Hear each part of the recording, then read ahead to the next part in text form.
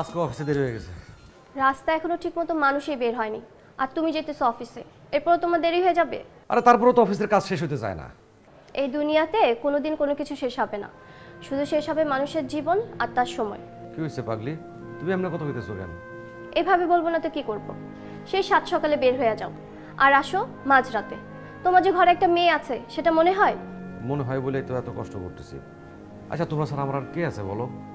মানে তুমি বোঝো না কেন আমি এসব করি? আমি তো সবই বুঝি, কিন্তু আদুরি সারাটা দিন তোমার জন্য যে কি কান্নাকাটি করে। মা, বাবা কোথায়, বাবা কখন আসবে, আমি মেয়েটার এত প্রশ্নের উত্তর কিভাবে দেই বলো? উপায় কি বলো? আমি কষ্ট না করলে তো সংসার চলবো না। আর আমি যা কামাই করি তাতেও তো সংসার চলে না। তোমারও কামাই করা লাগে, তাতেও হয় না। আমাদের মেয়েটার ভবিষ্যৎ ভাবা লাগবো না? দেখো, তোমার এই ভাষণ একদিন নিজ মুখে তোমার মেরে শোনাইও, আমারে না।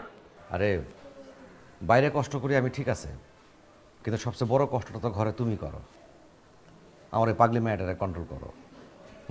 আচ্ছা চিন্তা করো না, একটু গুছাই নি, তারপরে সময় দেবো, ঠিক আছে?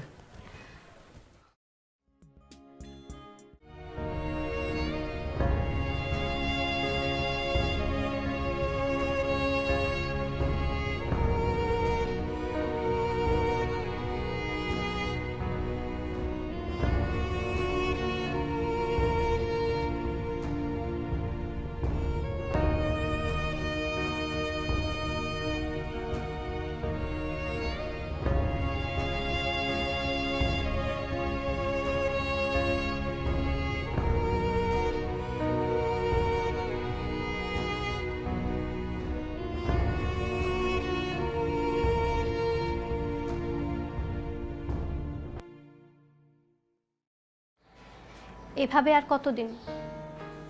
ও ও ঘুম থেকে উঠলে সাথে সাথে নাস্তা দিও।